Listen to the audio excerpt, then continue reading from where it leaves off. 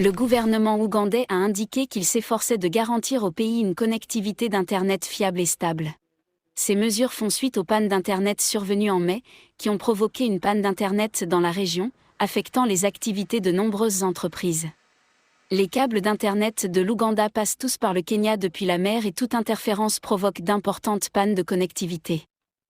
Le gouvernement a fait savoir qu'il était en train de développer les infrastructures, qui comprennent des câbles de fibre optique, des centres de données et des formations, avant de passer par la ligne de la Tanzanie via le poste frontalier de Mpondwe. Nous avons étendu ce câble d'Internet en Ouganda. Jusqu'à présent, nous avons couvert environ la moitié du pays. Nous sommes maintenant en train d'étendre les câbles dans le reste du pays et dans les 2 prochaines années, nous aurons couvert l'ensemble du pays.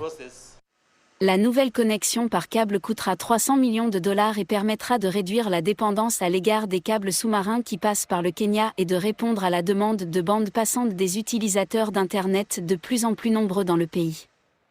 L'Ouganda est classé au 116e rang mondial en ce qui concerne l'accessibilité à l'Internet par le Digital Quality of Life Index, qui cite également sa mauvaise qualité.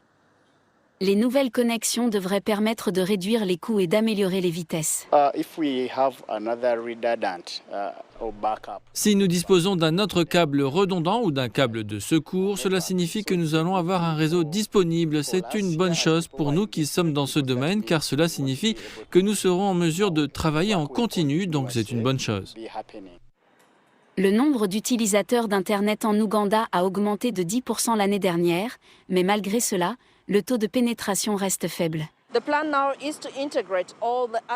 L'objectif est maintenant d'intégrer tous les autres pays d'Afrique de l'Est sur la route du câble d'Internet tanzanien et de faciliter les transactions transfrontalières avec des coûts de données plus faibles.